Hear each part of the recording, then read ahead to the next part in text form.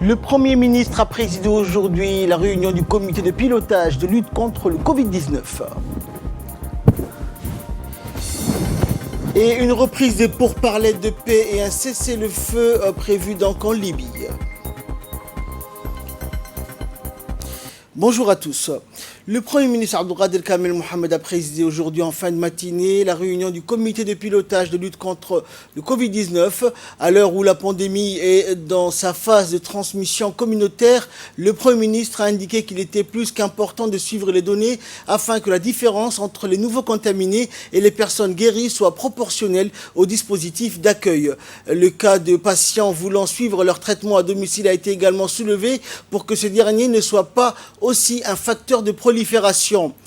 Avec le déconfinement, les régions de l'intérieur ont repris contact avec la capitale et il est primordial de protéger les régions qui, jusqu'à là, étaient épargnées relativement par le Covid-19. Le ministère de la Santé a rappelé que l'objectif de 40 000 tests sera atteint. De nouvelles orientations ou nouvelles stratégies seront établies. Dans l'actualité également, dans le cadre de son programme social, le directeur général de la société Solar 7, Tomi Tayoro, a remis un don au directeur de la prison de Gabod, le lieutenant-colonel Mohamed Jama Younis. Ce lot important est composé d'un bus flambant neuf de 32 places, de masques de protection, de kits d'hygiène pour les mineurs et les femmes en détention, ainsi que de divers matériels de sport. C'est avec une entière satisfaction que nous avons réceptionner ce don important émanant du PDG de Solar 7, a indiqué le directeur du centre pénitentiaire lors de la cérémonie de réception. Le directeur a vivement remercié M. Tomi Tayoro pour sa générosité envers ses concitoyens. Le matériel de sport permettra aux détenus de ce centre d'avoir la possibilité de profiter donc des heures d'horaire de pause. C'est un élan de solidarité remarquable auprès des détenus. Et le directeur général de la prison Gabod, le lieutenant-colonel Mohamed Jama Younis, a remercié le PDG de la société Solar 7 pour le lot important composé d'un bus flambant neuf, de masques de protection, de kits et de matériel de sport pour les détenus de la prison de Gabod. Également dans l'actualité, la préfecture d'Ali Sabieh a abrité hier une réunion de concertation sur les réalisations avancées et les manquements tout azimut de l'agence de la voirie d'Ali Sabieh, plus connue sous son sigle AVAS. Celle-ci, présidée par le préfet de la région, Moussa Adan Migane, a regroupé les parlementaires de la région, le directeur de l'office de la voirie d'Ali Sabieh et des élus locaux. Pour rappel, sachant que l'agence de la voirie d'Ali Sabieh avait été créé en début de cette année par le conseil régional en étroite collaboration avec la préfecture qui lui a transféré tous les matériels et compétences nécessaires en la matière, et cela pour solutionner d'une manière pérenne l'insalubrité urbaine de la ville d'Ali Sabieh, chef-lieu de la région Lavas, a été mise en œuvre au service de la propreté urbaine par le conseil régional.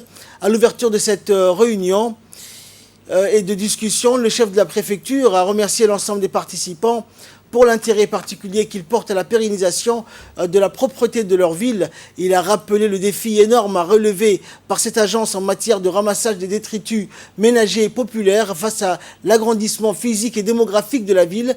Toutefois, il a déploré l'insuffisance des moyens humains et matériels roulants nécessaires au service de la voirie. Les parlementaires de la région à l'Assemblée nationale ont promis de plaider auprès des membres du gouvernement de la nécessité de renforcer l'agence de la voirie d'Ali Sabieh en lui octroyant surtout plus de moyens matériels et au niveau régional le recouvrement des sommes dues aux services rendus en matière de nettoyage des surfaces urbaines doit être activée et réalisée. Cette concertation en vue de renforcer les capacités de l'Office de la voirie d'Ali Sabieh pour s'acquitter convenablement de sa mission officielle qui est de nettoyer la ville d'Ali Sabieh s'est terminée par une visite éclair des participants à son siège situé dans les locaux de l'ancienne gare de la préfecture. L'endroit sert également de bureau à ses responsables et de dépôt pour ses matériels roulants et autres de l'agence. Le secrétariat d'État à la jeunesse et au sport récompense les jongleurs, faire rebondir le ballon sur le pied plusieurs fois sans le laisser tomber en restant sur place ou en avançant, le faire sauter sur sa tête, sur les épaules. Voici quelques-unes des épreuves qu'avaient subies les jeunes djiboutiens, filles et garçons des catégories de 10 à 17 ans en période de confinement. L'heure était ce matin cependant à la fête et à la récompense au stade Gouled, et c'est devant un parterre de personnalités du ballon rond, des responsables du secrétariat d'État à la jeunesse au sport, ainsi que les invités et parents des gagnants du concours de la seconde édition du jonglage. Plusieurs talents ont vu leurs prestations défiler sur l'écran devant cette auguste assemblée avant d'être appelés au podium. Et dans la catégorie féminine de 12 à 14 ans, la jeune Khadija Ahmed s'est imposée sur un score sans partage de 110 jonglages. Dans la catégorie de 15 à 17 ans, la jeune Idil a également fait parler son pied droit en arrivant devant Hibar et Fardoussa, et Ahmed Abdi et Abdelazar Moussa ont respectivement dominé la catégorie masculine de 12, 14 et 15, 17 ans. La secrétaire générale du secrétariat d'État à la jeunesse au sport, Khadiga Ibrahim Idriss, a tenu à féliciter tous les gagnants et participants à ce concours tout en respectant les mesures qui leur étaient imposées. Elle a également rappelé que ce type d'initiative s'inscrivait dans la droite ligne de la politique du secrétaire d'État Hassan Mohamed Kamil, qui a fait de l'épanouissement de la jeunesse un cheval de bataille.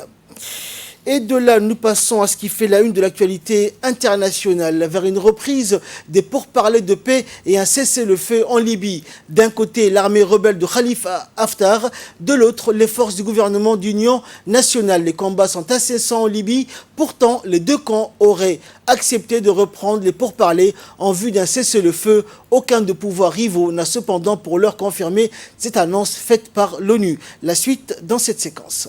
L'organisation appelle les États soutenant l'une ou l'autre des parties à respecter les engagements pris à Berlin en janvier dernier et la résolution adoptée les mois suivants au Conseil de sécurité des Nations Unies et qui porte notamment sur l'arrêt des ingérences. La Libye en proie à un chaos accentué par l'implication croissante des puissances étrangères. L'Italie a bien tenté de se poser en médiateur. Le Premier ministre italien Giuseppe Conte rencontrant tour à tour les chefs des deux pouvoirs rivaux, mais sans succès. Les affrontements en Libye ont fait des centaines de morts, dont de nombreux civils. Plus de 200 000 personnes ont fui le combat. Le maréchal Khalifa Haftar, un fort de l'Est libyen, et son armée autoproclamée tentent en vain depuis avril 2019 de s'emparer de la capitale Tripoli, où siège le gouvernement d'union nationale, entité reconnue par l'ONU. Toutes les tentatives de cessez-le-feu ont échoué et le dialogue est rompu depuis plus de 3 mois. Pour l'ONU, le retour aux discussions doit se traduire par un début d'accalmie sur les terrains et une trêve humanitaire pour ouvrir la voie à un cessez-le-feu définitif.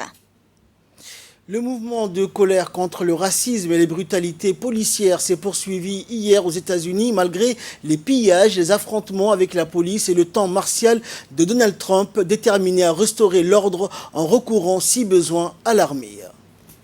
9 jours après la mort à Minneapolis de George Floyd, un homme noir asphyxié par un policier blanc, la vague de contestations historiques ne connaît pas de répit. Au moins 60 000 personnes ont rendu hommage mardi aux défunts lors d'un rassemblement pacifique à Austin, ville du Texas où il a grandi et où il doit être enterré la semaine prochaine. À Washington, plusieurs milliers de personnes, dont la sénatrice démocrate Elizabeth Warren, ont manifesté jusqu'à tard dans la soirée, bravant le couvre-feu décrété par la municipalité. Les abords de la Maison-Blanche ont été bloqués par des barrières de métal, empêchant toute confrontation directe avec les forces de l'ordre. Dans une allocution musclée, le président américain avait annoncé lundi soir le déploiement des milliers de soldats lourdement armés et des policiers à Washington pour mettre fin aux émeutes et aux pillages. Et il avait appelé le gouverneur à dominer les rues tout en menaçant d'envoyer l'armée pour régler rapidement les problèmes à leur place s'ils n'agissaient pas selon ses directives. L'auteur de fait, l'agent Derek Chauvin, a été licencié par la police puis arrêté et inculpé pour homicide involontaire. Mais les protestataires et la famille de George Floyd veulent que les 3 autres policiers ayant participé à l'arrestation soient aussi poursuivis. Et enfin, quatrième pays au monde le plus touché par la pandémie du coronavirus avec plus de 30 000 morts, le Brésil a déploré hier son bilan quotidien le plus lourd avec 1262 morts supplémentaires. En phase ascendante de la maladie, le pays engage pourtant un déconfinement. Explication.